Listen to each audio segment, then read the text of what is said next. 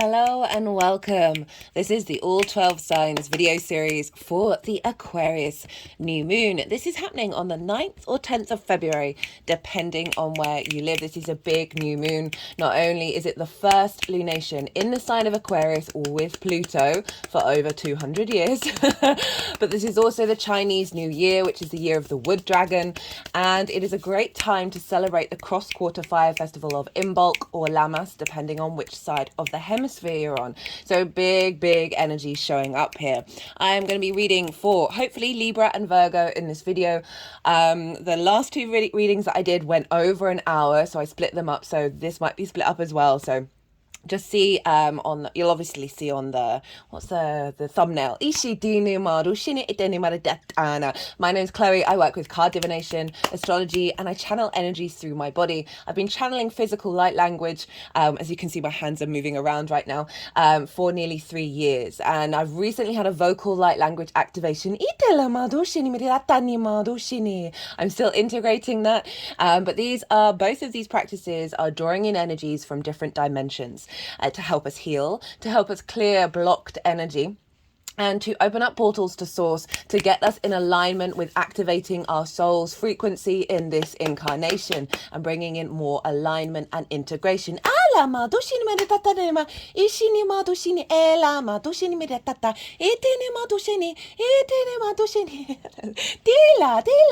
quite excitable today. So in these readings, I focus on you and the energy around you.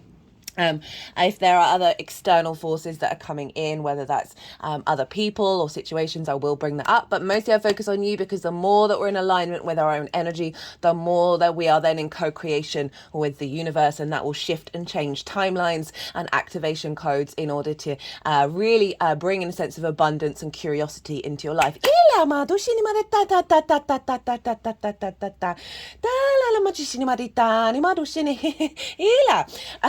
So for those of you who know your time of birth, I really recommend you check out this and your natal chart, obviously, the sign that falls in the first house. This is called your rising sign, where your ascendant is. All of the signs will be as if they're in the first house, so that will link in clearest with the astrology. However, this does not invalidate you looking at any other part of your chart, perhaps where your sun or your moon are.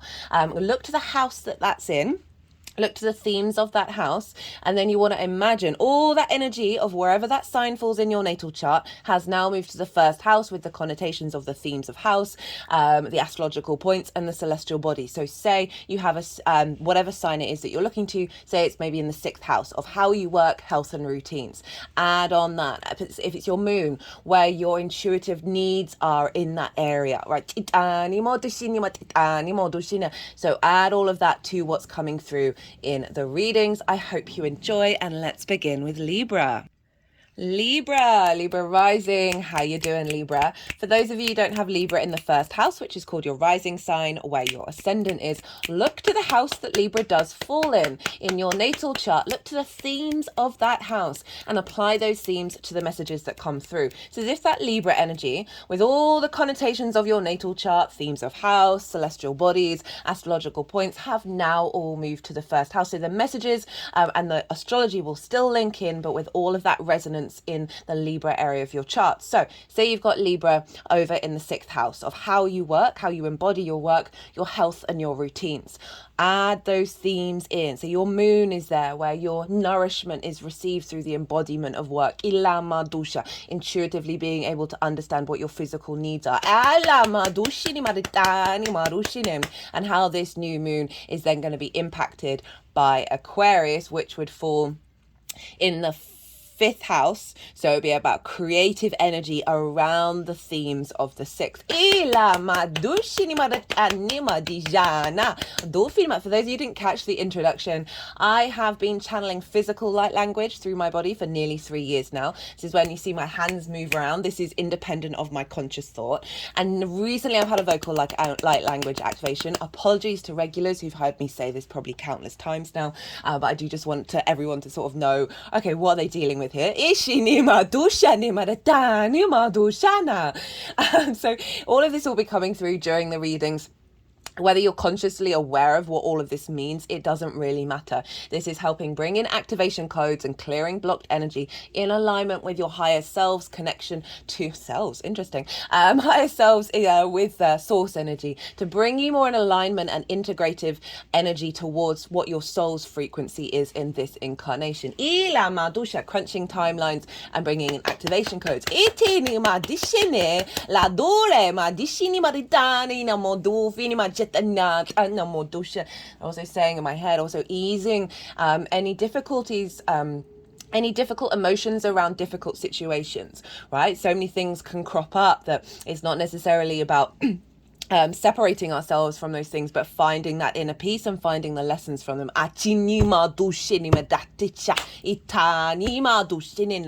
Now, I have 3 main guides with me at the moment who I'm channeling, and that one that just came through is sort of earth energy. It's linked into protection and manifestation, helping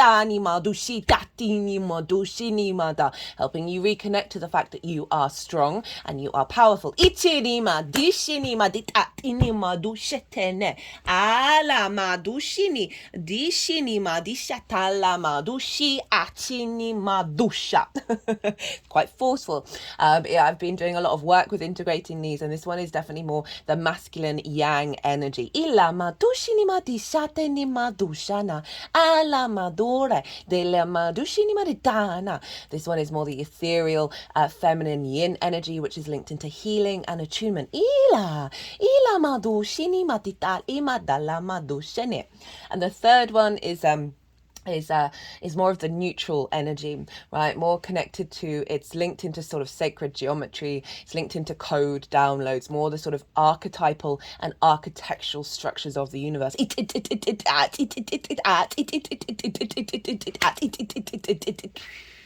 And all of these 3 guides are working together to help us integrate the fact that we have those energies within ourselves. And the more that we understand that and work with the play and the nuance of those energies within ourselves, the more that we're in alignment.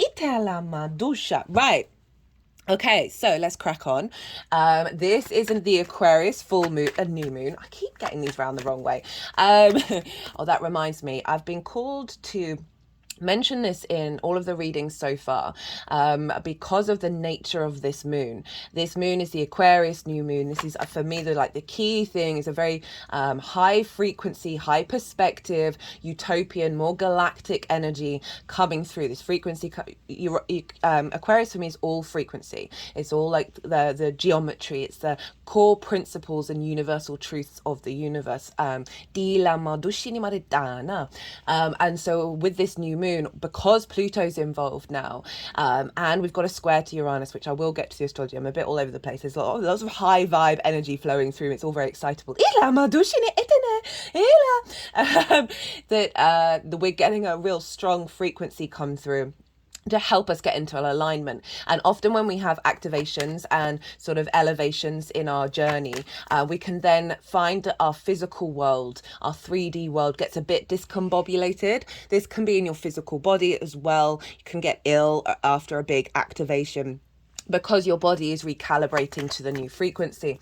Now, since I've had the vocal light language activation, I've had a lot of things around the throat chakra being a bit of discombobulation because it's recalibrating. And this is had me like swapping words around, there's an element of sort of fumbling over the words sometimes. And I've also had this slight tickle in the back of my throat the whole time. It's not a sore throat, it's not a cough, it's just this thing that's like trying to recalibrate.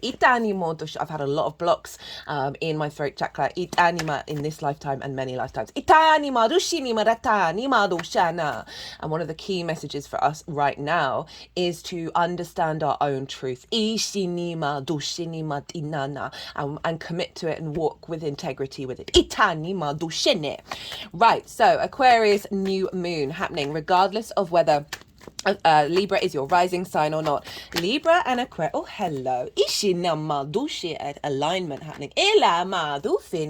Your fellow air signs who trine one another. A trine is an aspect of Jupiter. Jupiter is a benefic planet. This is a soft aspect. It's free flowing. It's easy energy because you are both the same element. And you are both yang in energy.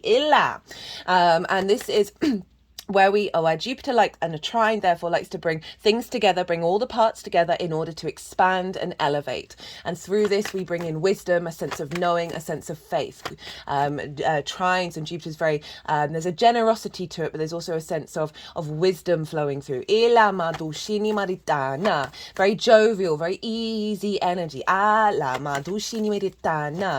with that faith we get more confidence in ourselves, and that means that we're more in alignment and not second guessing and not overthinking and not living in fear, which means we bring in opportunities and luck and synchronicities. So a very supportive energy wherever Libra falls in your chart with this moon. Now I'm pulling cards for 3 different piles.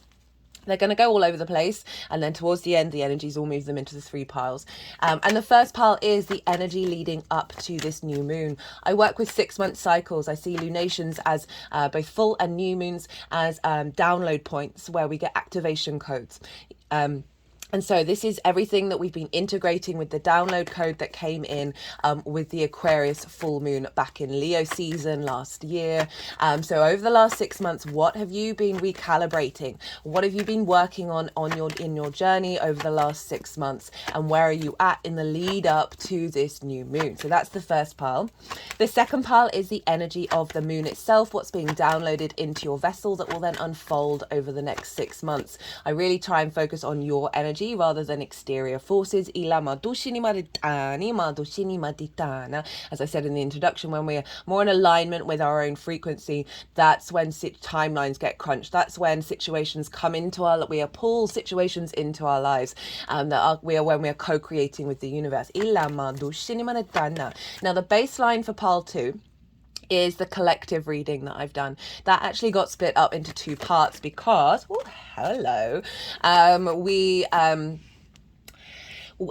with this new moon, it's the Chinese lunar new year as well. And we're moving into the wood dragon. So this is going to be a huge shift of energy. Not only is Pluto involved here for the first time in 200 years with a lunation in Aquarius, but we have the Chinese New Year, and it's also a great time to celebrate the cross-quarter fire festival. This happens between a solstice and an equinox, and an equinox is a solstice.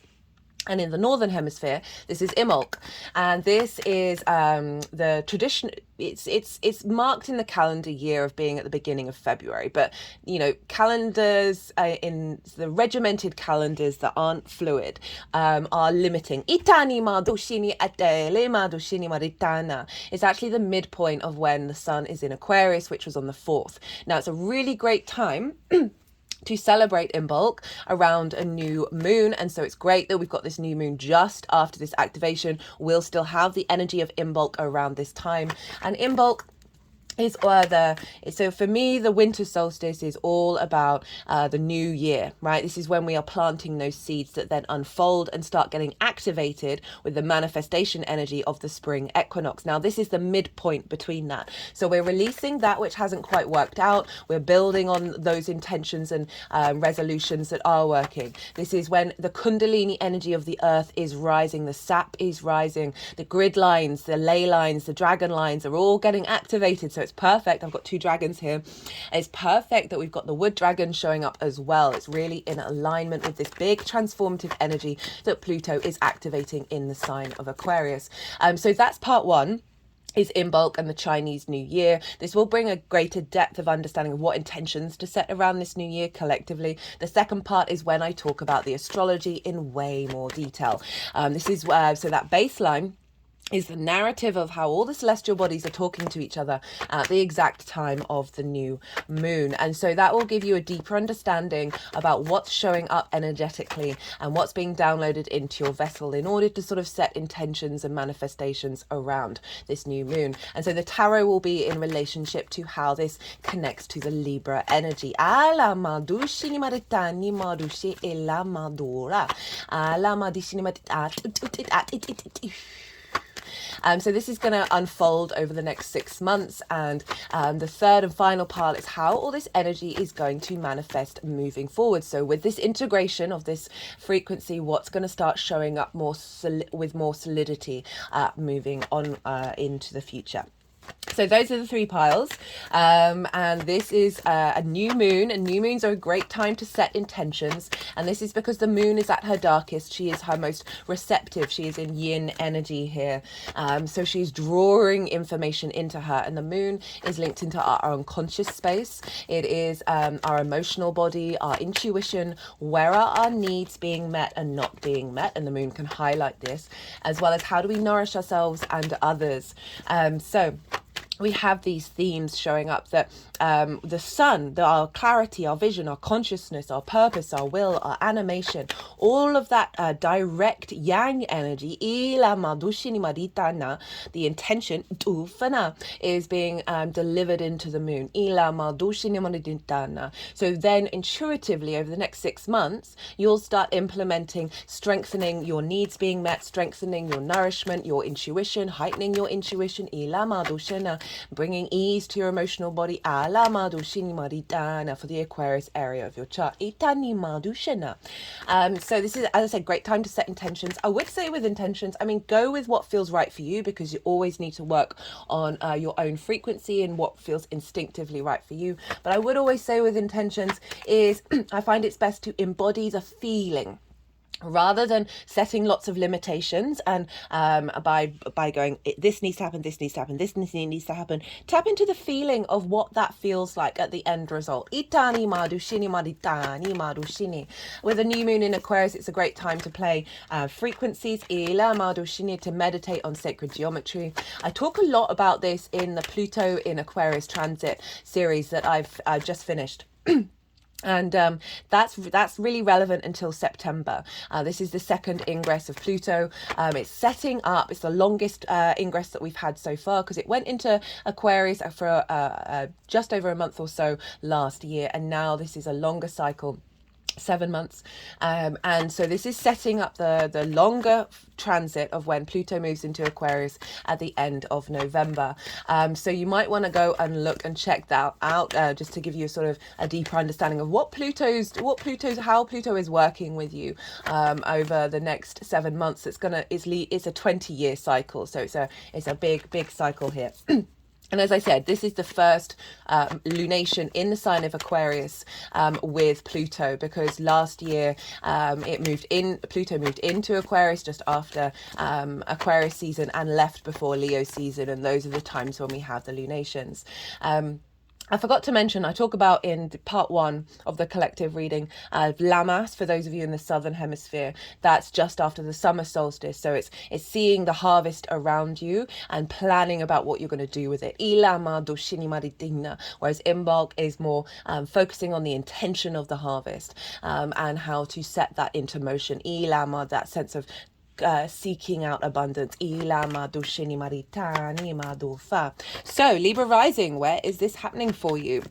This is happening in your 5th house, your house of creation, right? So everything, your creation, every energy, everything I'm going to say after this links into that creation energy, that powerhouse that you have around your sacral chakra. It's called the Dantian in Qigong and Tai Chi. This is the crucible of creation you have within you around your sexual organs. It's not linked into purely the physical act of sex. We get a bit twisted and focus on that too much. It is about everything that you do. You are enacting creation. So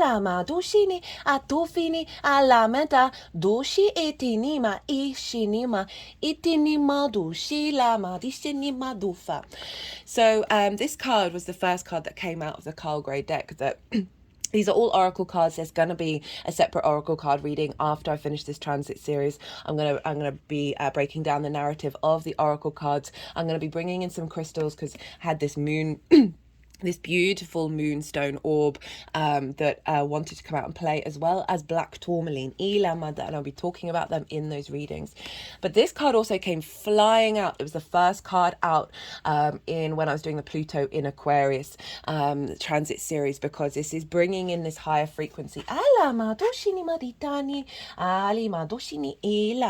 This high perspective of that angelic frequency that can feel a bit detached, which is very Aquarius, because it's able to zoom out and see the longer term plan rather than focusing on, oh, this thing didn't quite go right and now I'm in my feelings about it. Aquarius allows us to pull out of that. And also, but the angelic frequencies for me is definitely unconditional love, even though it might feel a little bit separate from the tumultuous 3D energy that we have down on planet Earth. So creation energy, this is the house of joy. This is your as I said, your pleasure principle, not just linked into sex, but it is anything you find pleasure in. Your spring in your step, the play, amusement, games. It can be linked into children, both literal children, your own children you work with. It can be your inner child, as well as the creative things that you birth into the world that feel like your children. This doesn't just have to be music and art. This is anything that you put your individual slant on to create in the world. And this is also romance and dating. So it is that sort of, how do we connect and find joy through creating with the other.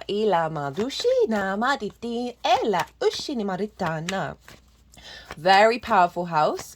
It is trining your ascendant, Libra rising, and your ascendant is your embodiment of your sun or your moon, depending on if you've got a day or a night chart, and how you embody that, the lens in which it's embodied. So either your sun or your moon is like the captain of your ship, of your vessel, your human vessel moving through the cosmic waters. Now the ascendant in the first house is your navigator. So the navigator will receive the information it needs to move forward across the cosmic ocean, but it's doing so through its own lens, which is the Libra energy for you. This is your body, your appearance, your character, and often how other people see you. It's the house of self. So essentially embodiment of either your conscious or your emotional body. Is receiving this trine, this wisdom, this frequency that's been imparted into your creation energy, a reboot, a realignment with the power of your creation energy. Reconnecting to a higher frequency, a more utopian energy of looking forward and breaking out of fear cycles. Around what brings you joy, what brings you pleasure. An alignment, a frequency coming into your inner child to help that inner child get perspective.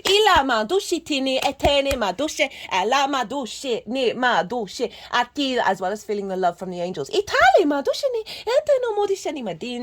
To ease and soothe any wounds.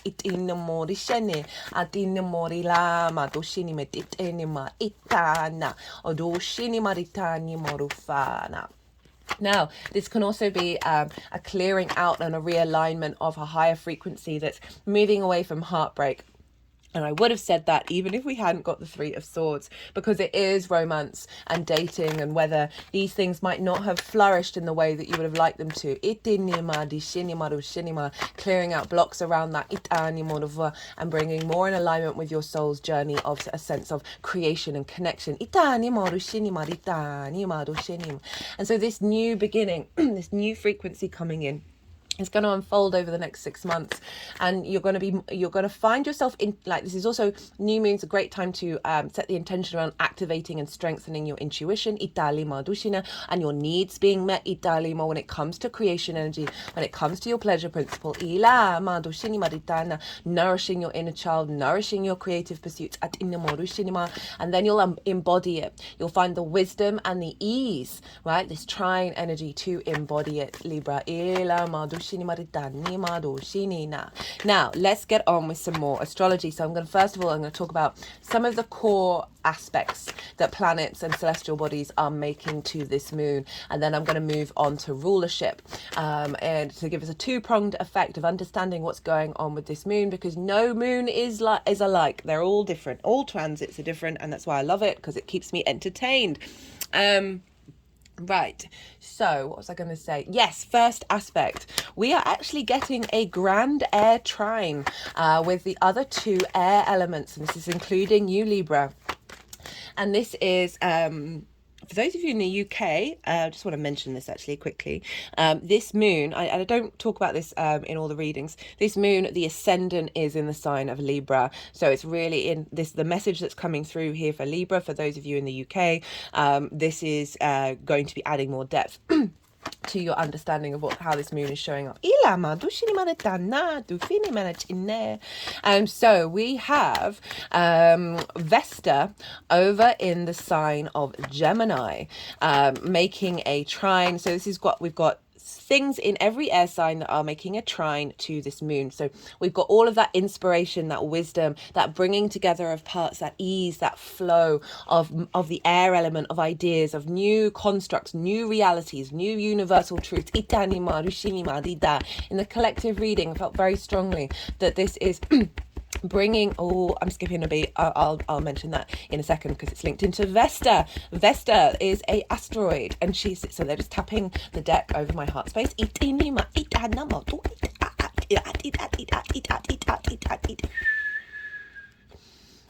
So Vesta is over in the sign of Gemini, and for you, Libra, this is in your 9th house, your big picture perspectives, how you map yourself out in the world, in the universe, in the cosmos, in the multiverse.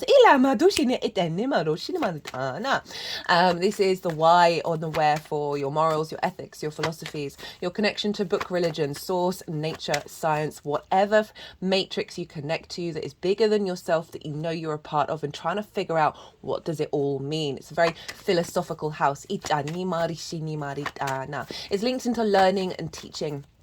It's more mastering something that you've been learning for a while, in order to broaden your perspective. That's the key word. Perspective is what it's all about.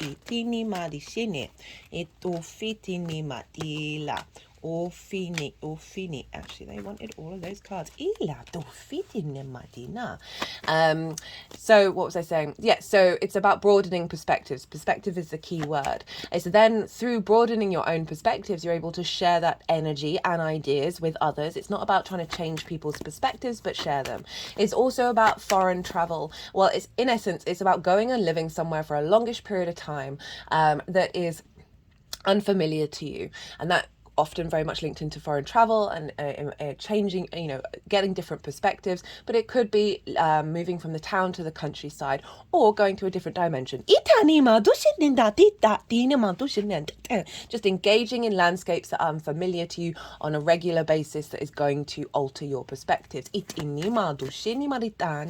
Now, Vesta is, which is one of my favorite asteroids, not that I should have favorites, but she is linked into devotion and dedication. She's also linked into purity. And this is, so Vesta and Mercury were the two effigies of gods and goddesses that every household would have in a couple of thousand years ago. And this is because Mercury represented the outside world of movement, of connection, of information sharing, contracts, definitely around commerce, but certainly that engagement and sharing information. And Vesta was the inner space, right? The inner flame, the domestic energy of the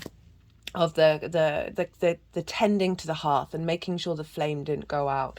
And this can be linked into your inner space. And there's the sort of the contract that you have with that inner flame.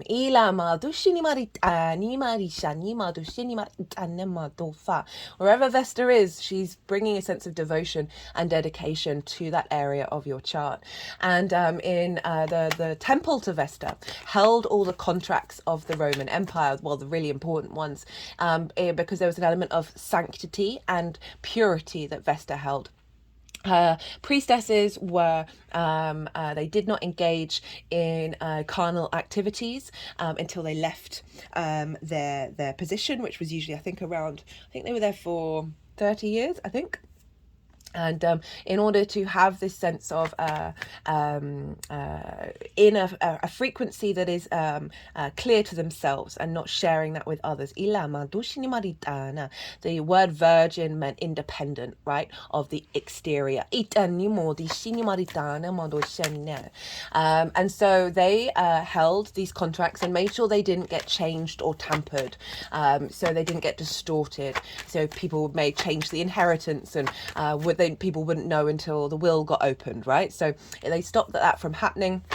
As well as another belief around the Vestal energy was that if the flame that was in the temple went out, then the Roman Empire would fall. And so it was that domestic space of what was in the lines of the empire, compared to that which was exterior.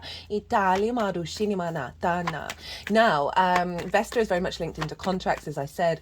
And so this really feels, which is what I was half saying just a minute ago, was that Vesta is getting us is clearing away distorted contracts. Crunching timelines. Any contracts that have had a hook on us. And getting us this download, right? This frequency that's coming into this new moon that is reconnecting us to our soul's inherent contract, the first contract. Now,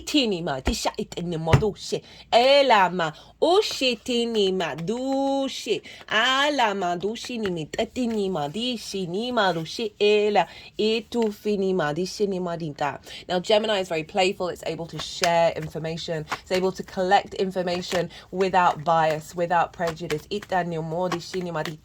So we're bringing in this element of the playful, of being able to open up our current vessel to be able to engage in things that we may have blocked off, right? Ideas, constructs, realities that we may have limited ourselves with, and opening up the new adventures. Now, the South Node is over in your sign, Libra. For all the Libras who haven't seen I've done a nodal transit series for Libra and Aries. It's in its own playlist. It's really easy to find. And that is where I break down for all 12 signs the themes for the next 18 months with this eclipse cycle, because you've got eclipses happening in your sign, Libra. In the introductions, I talk about the South Node in Libra, North Node in Aries. So you might want to go and check that out because you've got eclipses in your signs. This is big change for you, Libra, over the next 18 months. It's probably less than 18 months now. So the South Node's in your sign, Libra. The South Node is about refinement. It is about also, it's the tail of the dragon. So what we are releasing, what energy is being transformed and developed. The South Node brings depth. It's an inner space, right? You're more sort of there's an element of the esoteric, of contemplating deeper ideas, because it's an area that you're then comfortable with, so you're then able to build and build and build and build and build with it. And through the first house, this is this is a refinement of self. Basically, you may feel more drained during this cycle, but that's in order for you to really go in and have more space to contemplate who you are and what you want to be. So that South Node with Vesta and the Moon and the Sun is, as I said, forming that grand air trine. We've got a refinement of self, a releasing of perhaps embodiments that have blocked your ability to tap into joy and creativity.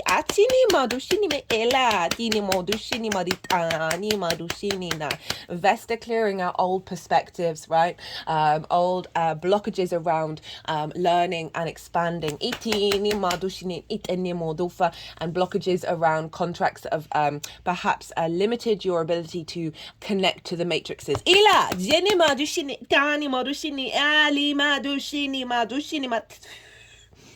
And the South Node is refining all of this. And allowing that energy to be activated in your embodiment. Now,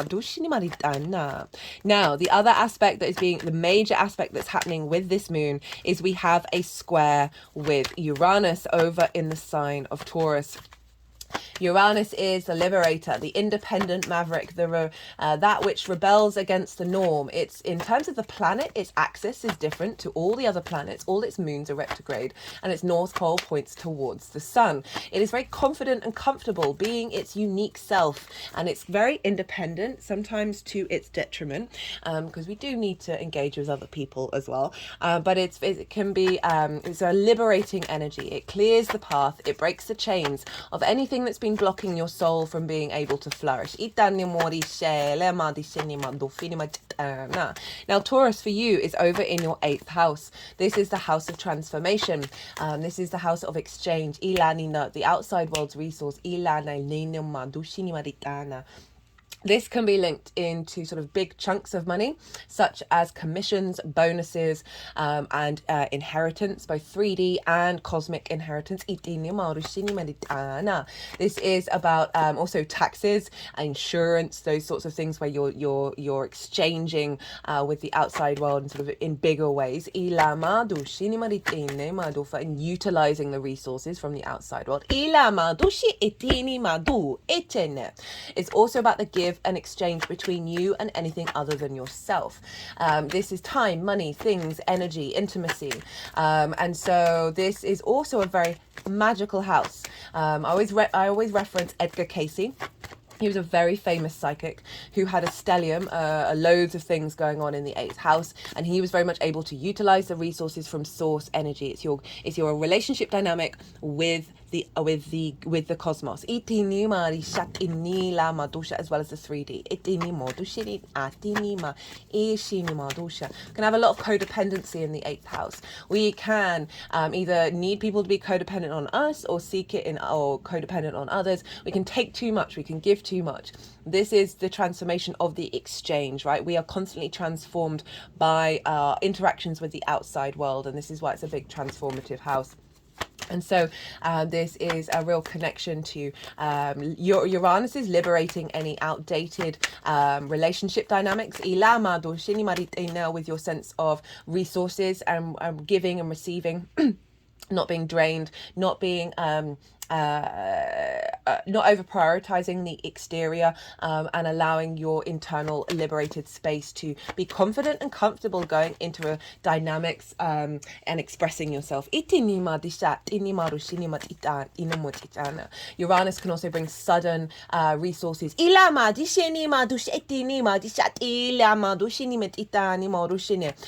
your life, as well as breaking down, right? Uranus is very disruptive, but it's doing so in order to liberate you. I've had big Uranian transits that just broke up my whole life because my soul was so unhappy, and I didn't have the strength to do anything about it.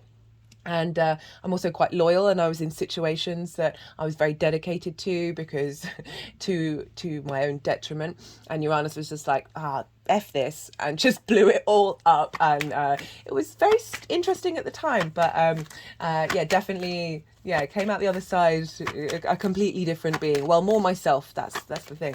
Right, so this is a square. And a square is an aspect of Mars. Mars can bring up conflict, drama, frustration, winning at all costs, because it's a 90-degree angle. And this is when two energies are butting heads against one another. Push your fingers together. See the power of that. Now, any disruptions that may happen over the next 6 months are clearing the decks in order for this frequency to come through. We had this same square with the Leo new moon in Leo season. We've just had that Leo full moon, that transit as well. That's a 6-month cycle. It's still live, with the Pluto transit and this one all feel very intertwined. And we had that new moon last year in Leo with this same Uranus square. And with this, so it's great that we had that full moon because before this new moon, because I really saw across the board, not only in my own life, but other people that I interact with and just in general, is that because that moon was squaring Uranus, but it was also to do with the Venus retrograde. And so that was closing up a cycle. And I just saw across the board people very independently be very comfortable with the fact that certain dynamics fell away and they were no longer being bothered by certain frequencies and old contracts. But over the last 6 months, like, things got disrupted and shaken up in order to get to that space. So I'm saying that just to be cautious, because there may be disruptions and I don't want you to worry about it. It's all about realignment. Now, the other side of a square is friction, movement, motivation, action. It's a hard aspect, so it does involve a little more challenges, a little more steps before things get activated. And this is about building. This is Mars in its purest, most beautiful form. Without friction, without movement, we wouldn't have atoms bumping up against one another, creating 3D linear time and space, this dimension that we're very consciously aware of. This is manifestation energy. So what's happening with this square in this new moon that's being embodied in your vessel that will unfold over 6 months is bringing in a building and activating. This can be really enhancing your relationship dynamics with the outside world. If we link it into romance, this can be bringing in new dynamics where you are yourself and you are drawing to someone who values that. Where there's a healthy give and receive energy. This can be activating a healthier dynamic with source energy that's bringing it into your creational pursuits that you're then co-creating with that intuition and inspiration, as well as receiving more regard from the outside world when it comes to your creative energy.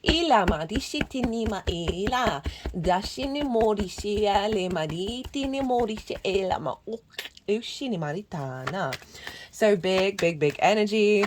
We also have a sextile with the North Node and Chiron. So this is opposite your sign, Libra, and we have in fact got the Emperor card, which is Aries. Did we? Yeah, I think that was pretty much the second card out, which is Aries. And so this is a sextile. This is an aspect of Venus, so a soft aspect, easy, free-flowing energy. And sextiles bring about a sense of connection, appreciation, of value, a sense of love, a desire, of harmony, of grace, of diplomacy, and creative energy, right? Very creative. And so they're in harmony with one another. They understand each other. You're both yang energy, but you're different elements and you're different modalities. So you can play a bit more with this. Now we've got it with the North Node and Chiron. Chiron is coming into a conjunction.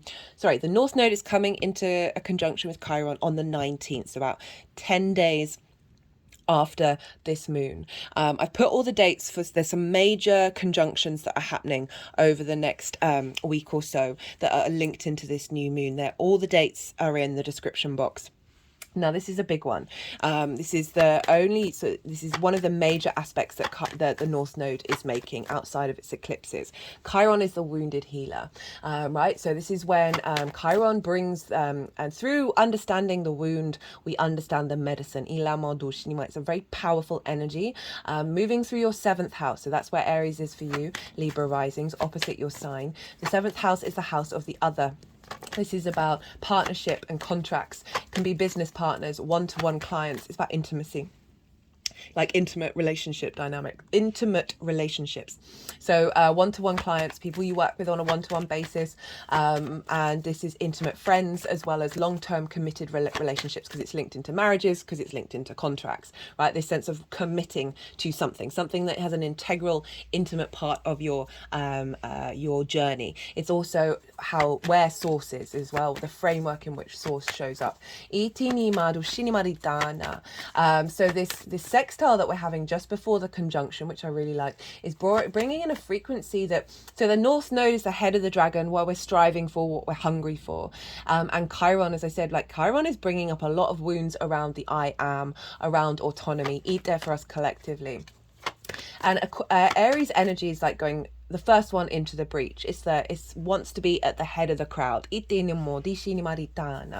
what I feel with this in terms of the frequency download that's coming through with this Aquarius new moon is Chiron is helping heal any wounds we've had around being at the frontier, around being at the boundary of something and going beyond it, whether that's in this lifetime or past lifetimes, ancestral stuff, of physical wounds, of going into territory that hasn't been tamed. and going into emotional and spiritual and mental planes that may have caused disruption, which then cause us to withdraw and go in and not want to explore. The North Node is helping activate the power of the medicine that is transmuting those wounds. And being able to, Chiron's the great teacher of being able to bring that level of learning and wisdom within ourselves that is then setting free a lot of blocked energy around that. And so we've got this connection between your 7th and your 5th house. So this can be bringing the intention to bring in a business partner or clients around things that bring you joy, your creative pursuits. Bringing in more fun and joy around spending time with friends. This can be strengthening your relationship. Perhaps there's been blockages around connecting to source.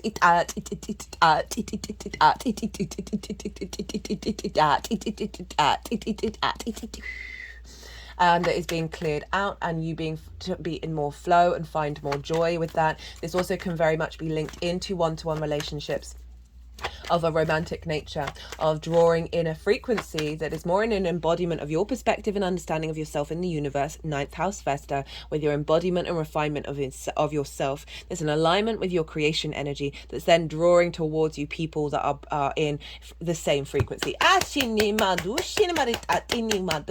those of you already in committed romantic relationships, elevating that. There you may find that a big wound might come up around this conjunction.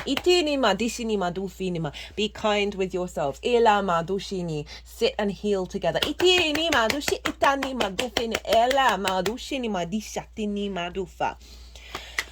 Well, okay, so those are the major aspects. Now let's go on to rulership. Okay, nearly 44 minutes. Yeah, anyway, I love it, this context. So we want to look to the ruler of a sign, because whatever's going on with the ruler of a sign is impacting the sign that it rules. So we want to look to the ruler of Aquarius. Traditionally, Saturn rules Aquarius, which is what I work with. I can understand the link with Uranus, but I find those outer planets, certainly in my own practice, this is not me dismissing anybody else's, just want to give some qualification. I find that they don't want to be bound to a sign. They don't want to be limited.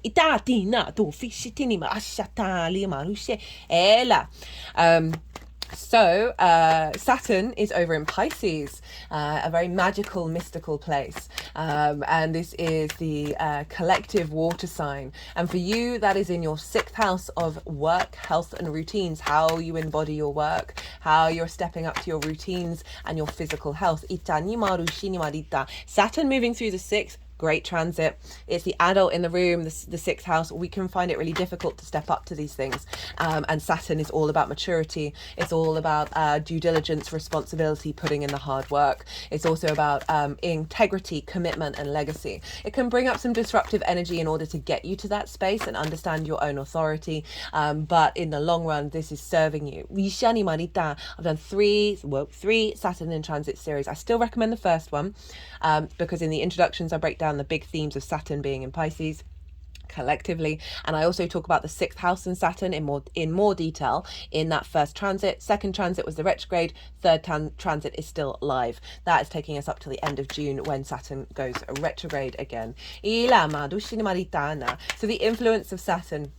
Right, so helping you understand how you embody your work, right? The lens in which you utilize your skills and your tools through.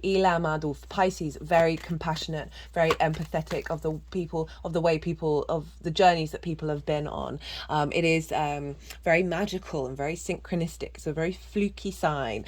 And what I love about this, because Saturn is influencing Aquarius in the sign of Pisces until February 2026. So therefore it's influencing Pluto and it's influencing this moon. And with this new frequency that's coming through, Aquarius can be very logical, can be very rational. But Pisces is like, yeah, okay, so yeah, geometry, yeah, frequencies, yeah, vibration, they're core fundamentals. But hey, I've just pulled this crystal out of thin air, and that's real too.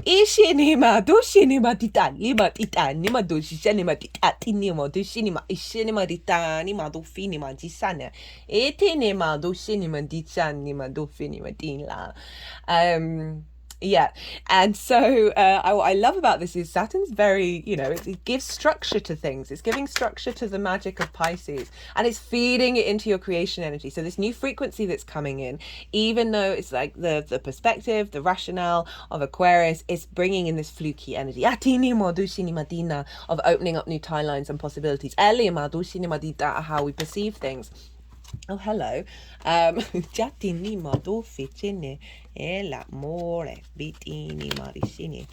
why they wanted to do that. So Saturn is bringing in a sense of commitment to your embodiment of work, right?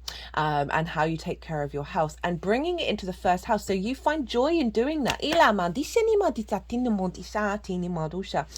Sixth house for me is also like, how do your relationship dynamics work? How do you go about working about things and understanding how to build and be mature and all of that stuff? So in terms of the fact that we've got the North Node in Aries, this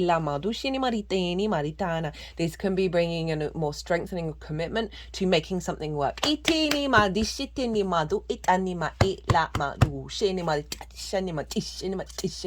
Or bringing in dynamics that don't mess up your house, don't mess up your routines, don't mess up your work.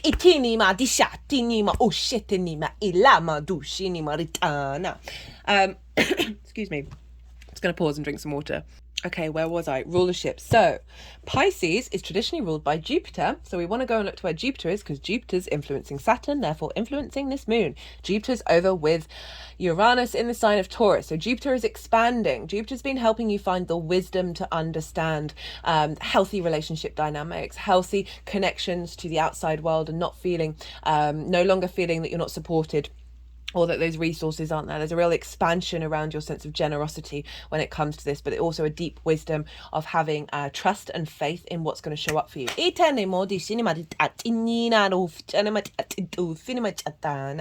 Jupiter is expanding, opportunities showing up. I think for the Libra rising video that I did for the Leo full moon was so fluky that I was talking about old relationship dynamics, because obviously the sun was in Aquarius. Old relationship dynamics that previously would have triggered you, who weren't good enough, might show up and you're not bothered by them. Also, Jupiter being in the 8th could have been very much because it was very much linked into Venus being in your 4th, of getting a mortgage, tapping into mortgages and getting resources from the outside world. And while I was doing that reading, I had a Libra rising friend message me about how she was looking for a mortgage, how she'd found a property, and how two people who she'd dated messaged her out of the blue, and she was just like, I'm just not interested. This isn't the same frequency anymore. And that was completely wild. So with this square now to your 5th house of because the 4th is still involved, because I'll get to Venus rules Taurus, that there is still this element of activating a new frequency around gathering in resources that are going to bring you joy.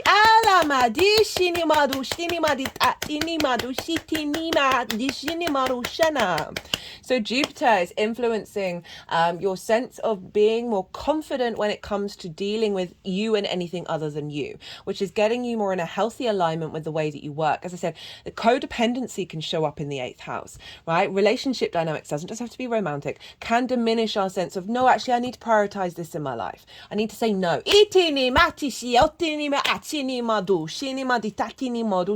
And sometimes that pleasure principle, right? There's a lot of addiction in the 5th house because the inner child is hanging out there, and the inner child's often gone through a fair amount of difficulties. So then self-soothes through addiction. We're all addicted, by the way. If you've got a phone, your dopamine levels are through the roof. But any kind of addiction that then blocks us from being able to embody the work, Jupiter's helping realign that. It's not about not having fun. It's about making sure you're in balance. The more you take care of your physical vessel, the more energy you have to have fun. Yay! But also, Venus rules Taurus. So where's Venus? I'm in such a strange mood today. Venus is over in your 4th house. She has been moving through Capricorn after Pluto left and tidying everything up, connecting the dots, helping you feel good in your home. Your 4th house is your foundational space, your ancestors' blood and soul lineage, your parental figures, the roof over your head, and things you do in private. Venus has really been drawing in connection, a sense of flow, a sense of harmony and grace, getting more appreciation and value for your foundational space and who you are at your foundations and how you move through your day-to-day in your private life. So she's really grounding you in Capricorn. She can be very traditional and really wanting to commit to establishing a long-term legacy. That's then making sure that that foundational space is in alignment, is bringing those relationship dynamics into alignment. Jupiter in the 8th, that's facilitating your ability to flourish in the adult in the room house. That's then bringing in more joy from a higher frequency. So also it can be ancestral stuff coming through that's helping you through Jupiter, your connection to source. Your ancestors, Venus in the 4th, both blood and soul lineage, really facilitating your embodiment in this 3D vessel to be both committed and integral, as well as finding joy and curiosity. Right, that is everything that I wanted to say. Oh, no, I've missed some things. Pluto and Mercury are conjunct one another at this time. So we are getting, this is why the downloads, this is why this frequencies, I feel like it's going to happen very quickly. The integration.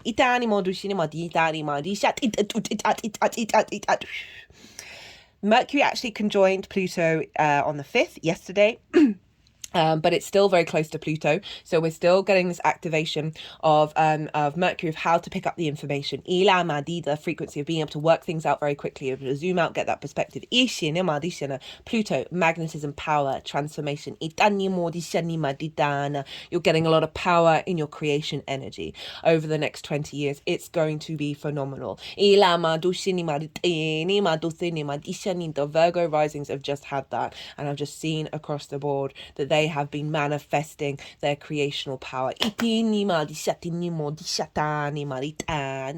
Right.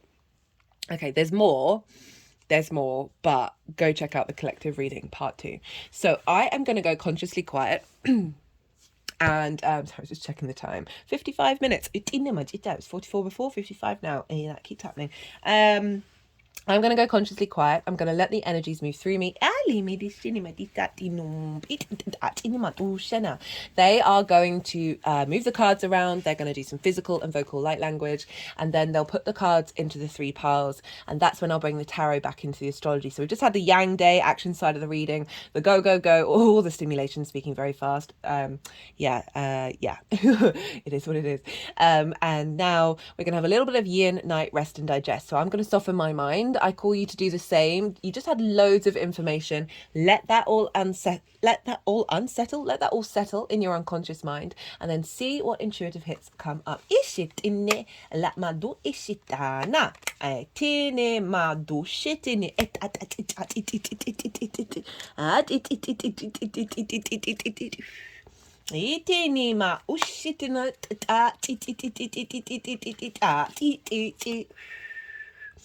Itu ficita lima ushitita itana madu itene uficita neda madu shitene oshala dishine madu ficitele ma ore ela ma du shetemanina mai dina itini vushatela itit uficitela ma uficene ma ela ma dushitida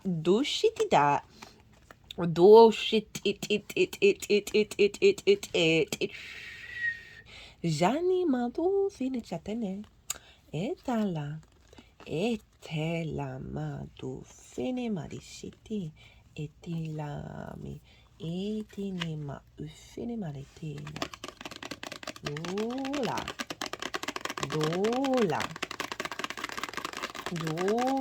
shela tu ficinimi ala madila, ila, ila, ila. Tu fitchene, etana. Dilumi de janine. Ishini ma chitela. Dishini ma itini ma oshala madina. Tuf tuf tuf tuf tuf tuf tuf. Ishi dila madure. Ela.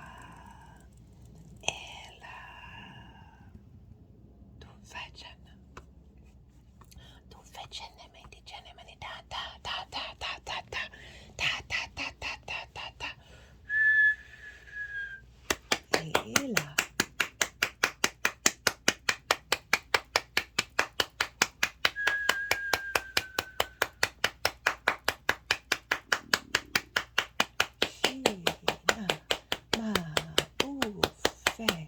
Ma dishene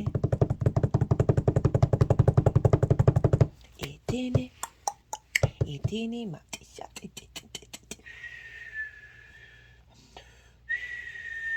dishane tela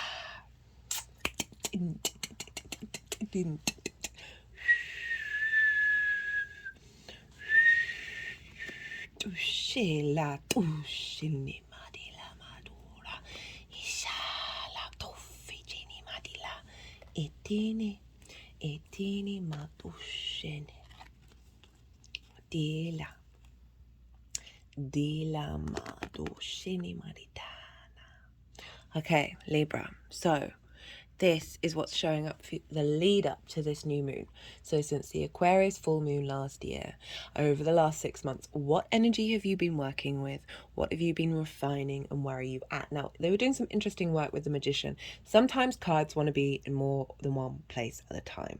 And what this definitely seems to be suggesting is that this is what you've been what you've been coming to, but it's not quite come into manifestation, and it will get activated with this new moon. We've got the King of Wands, we've got the Four of Cups, and the Five of Pentacles. Now, what popped into my head, and I always try and reference what popped into my head, is when I saw and put the King of Wands behind these cards. It was it felt like for some of you this can be someone in your life that has brought about this.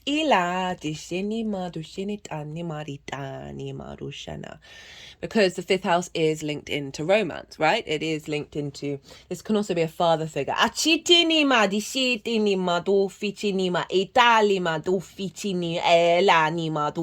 Remember I mentioned the inner child, right?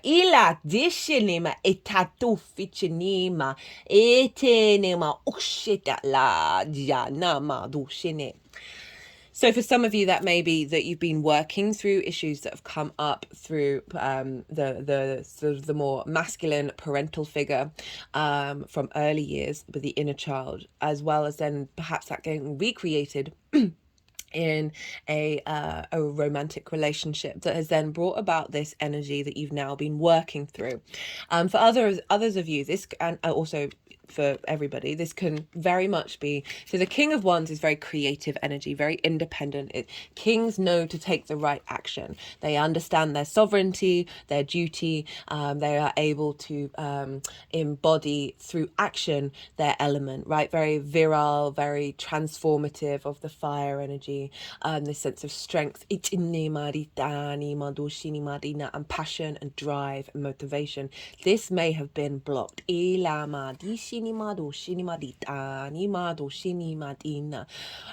it feels like it's been coming into activation.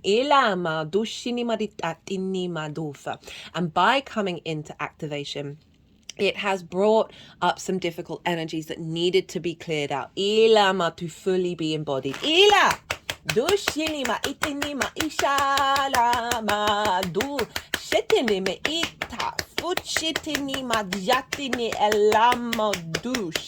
So that King of Wands, it feels like you felt very confident. You felt this energy come in, which has meant it's been both a frustration that this energy is then shown up, but also you've had the ability to work with it. So we've got the Four of Cups, and this is not being in flow. This figure is looking at the Three of Cups. Hello, Three of Cups.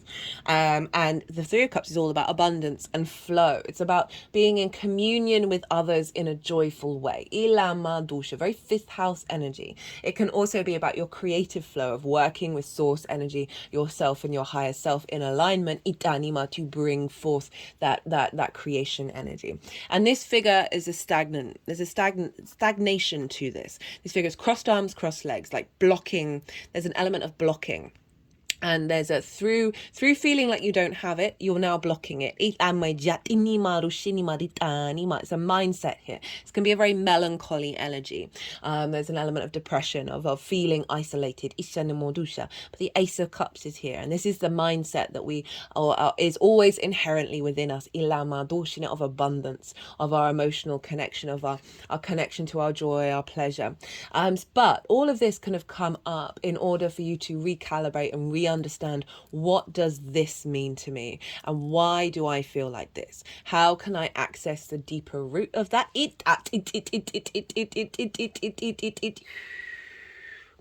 In order to really embody the King of Wands. We've also got the Five of Pentacles. Now, this card often shows up with 8th house transits, and Jupiter was still in your 8th house at the time of the full moon. And this is scarcity. This is feeling left out in the cold, of not feeling supported, and having gone through perhaps many lifetimes of that energy.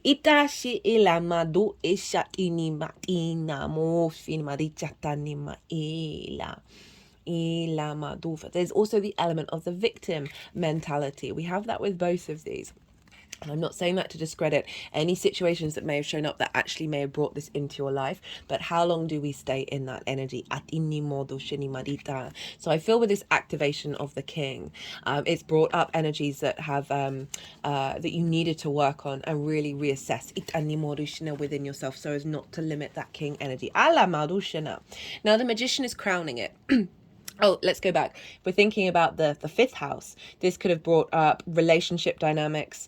You might not necessarily have been bothered by it, right, of all of this, because you do have the King at the root, which is saying you've had a lot of strength within you during this journey. You might not have been bothered by not getting what you needed from romance or your creative pursuits. Or your sense of fun and joy, right? You're just being in a state of observation of how to take action moving forward. We've got the Magician.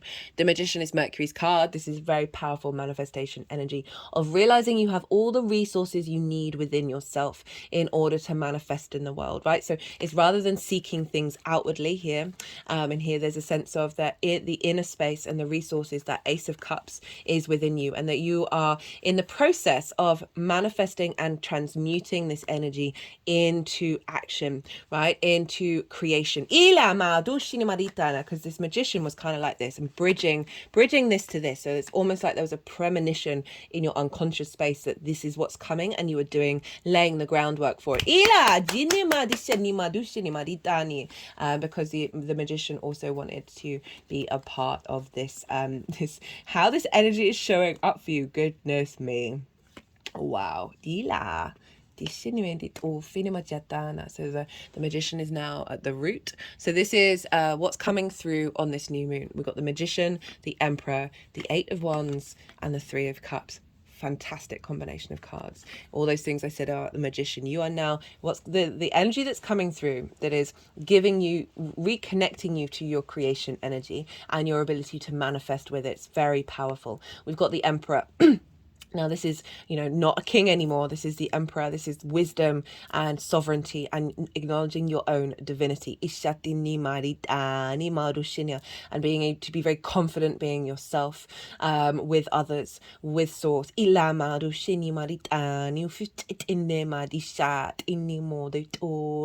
Stepping into new frontiers.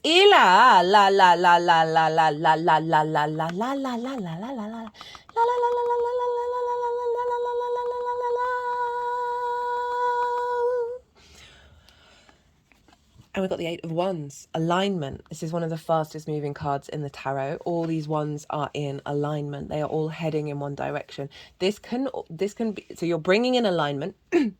that is then through your passions, through your spark of spirit, Ichini Marushana. But this also can represent events that are happening in the outside world that may happen very quickly, that us bringing this all into manifestation. Ila Madushini Maritani. Got the Three of Cups. We've got that Three of Cups, that Four of Cups is sad that it's not in their vicinity, and now it's here, right? This sense of abundance, this sense of flow, of creative energy being in union. Ila Madushini Maritani, Madushini Maritini. Those Three Cups are making me think about the sexual organs, both the male and the female. Ila Madushini Maritini, Delfini Marishini. Obviously they come in different forms, but there's that sense of the singularity and the duality. Ovaries being the feminine, and well, we know what the other ones are, aren't we? That there is more flow, there is more connection, there is more joy and creation energy coming in. This can be you spending more time with finding joy, you spending more time being in a joyful state, being in a flow state. That will then ripple out on all of those other themes that I've mentioned during with those different houses. With the Saturn in the 6th of how you work, finding more joy around that, relationship dynamics that are in flow rather than feeling like you are left out in the cold and you don't have that flow, that is then being grounded, being really affected by the fact that Venus in your 4th, which will have the imprint over the next 6 months of finding connection and value and love of your foundational space. Ilama Doshina can also be your ancestors coming through and being in and helping you be in alignment and sharing their wisdom and their resources to help you manifest in the world. Now, for how this is manifesting moving forward, they wanted the King and the Queen of Swords to be put side by side. So big air energy, not surprising, Libra. It's come with the 8 of Cups, 8 of Pentacles, the 3 of Swords in reverse, and the Page of Cups. So this in alignment. This is you being able to, with this new download, nourish your creation energy and take action on it. Having the higher perspective, right? The Queen of Swords brings nourishment and depth and strategy, observes the surroundings, brings depth to this new frequency that's come through. And the King of Swords, with the help from the help of the Queen, is able to make informed, autonomous, sovereign decisions with clarity and purpose. The King of Swords has butterflies on their throne, which represents transformation, of having gone through a difficult time, of coming out the other side and feeling much more empowered, of much more vision and divine inspiration.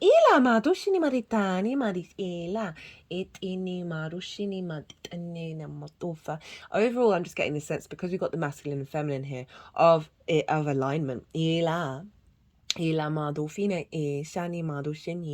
have any creative outlets and pursuits of really being very confident within them.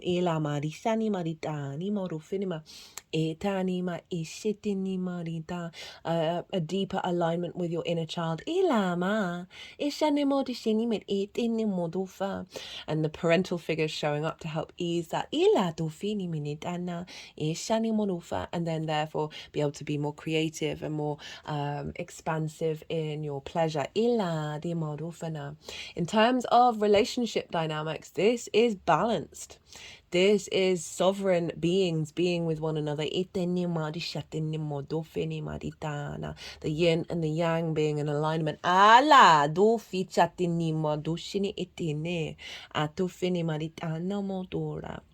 So this can be bringing in an elevation of whatever relationship dynamics that you're already in, as well as potentially activating a new frequency that was drawing a partner in towards you. This can be a business partner, as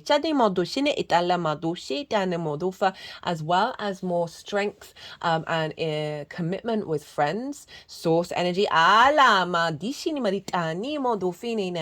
well as a more long-term committed romantic relationship. But I'm always wary of saying that, because not everybody's looking for it, and I don't want sometimes we can be where is it, when is it coming, what do I need to do to it? Just do you, just be be you.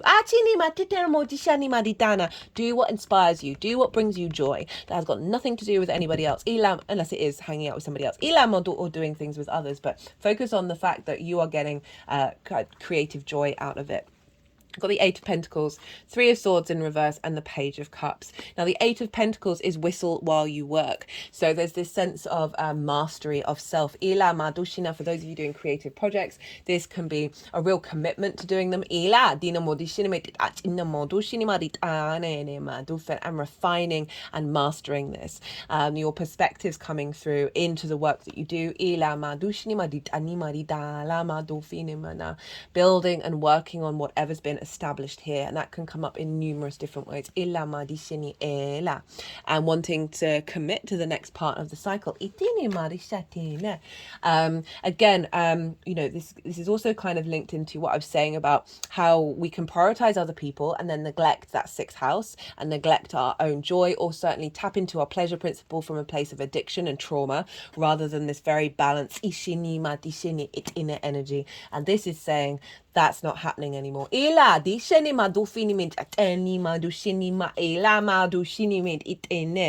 this balance that's coming in, that's allowing you to be dedicated to self. Can,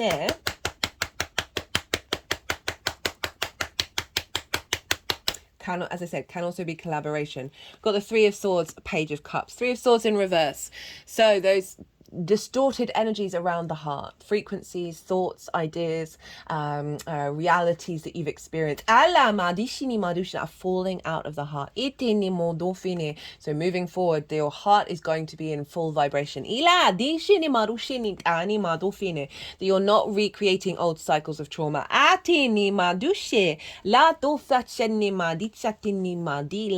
it's come with the Page of Cups, and the Page of Cups is probably the happiest page of the deck. It's very youthful energy, and I love that it's crowning there after the kings, the emperor, queen, and king again. Very mature energy, because sometimes we want to play, and especially with the fifth house of the house of joy, what brings you a spring in your step. And this is Pisces energy. This page is talking to a fish in a cup, so it's bringing in that magic that's coming from Pisces into your creation energy. The sense of emotional connection, a sense of curiosity, creativity, sense of love.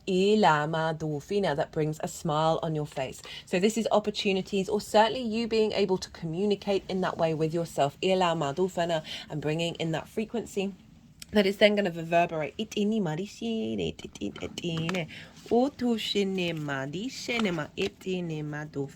the bottom of the deck was the Knight of Cups. This embodiment of this new frequency and understanding what it's trying to tell you with that Page of Cups. Right, let's get some qualifiers.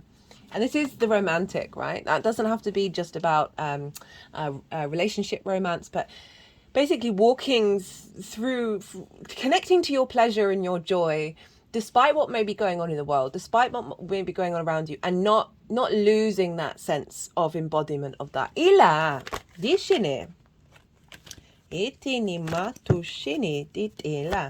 Right, let's get a qualifier.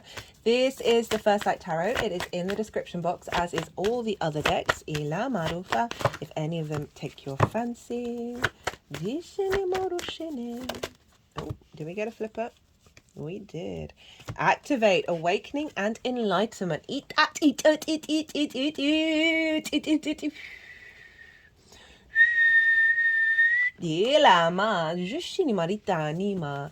know, the universe is love, right? The universe is, when we operate from that heart space, we're bringing in so much possibility for creation. And I really recommend the Leo full moon video and the collective one, and the Pluto in Aquarius, because it is all about bringing in a new frequency for the heart that will revolutionize us. We got the star. This is Aquarius. Potential success, happy endings, promising beginnings. So they were focusing on the beginnings, and now they're on the success and the happy of you tapping into your galactic energy, your first, okay, got messages, an open mind. Just saw the Justice card as well. So new frequencies coming in, and not being bound by old limitations. You honoring your hopes and your dreams being able to be manifest. Got individuality, and adventure. And happy ending. Right. You knowing yourself. Right, this is the South Node in Libra. You're going on an adventure. You're going on a new adventure with this new frequency coming in. That is going to make you feel good and bring joy into your life. Right, Libra. I'm going to leave it at that. I hope you enjoyed this reading. Ooh, 1 hour and 20 minutes. If you did, don't forget to hit the like button. If you want a personal reading, my email address is in the description box. I really like to tailor to the client. There's lots of things I can bring to the table, and we can send me an email, give me some context about what it is that you're looking for. I'll tap into your energy and I'll see what's coming up of what best modalities to use. It can be a natal chart, can be tarot, can be a bit of tarot and astrology, can be channeling. Be good to yourself, Libra. Be good to those around you, and most importantly, be well until we meet again.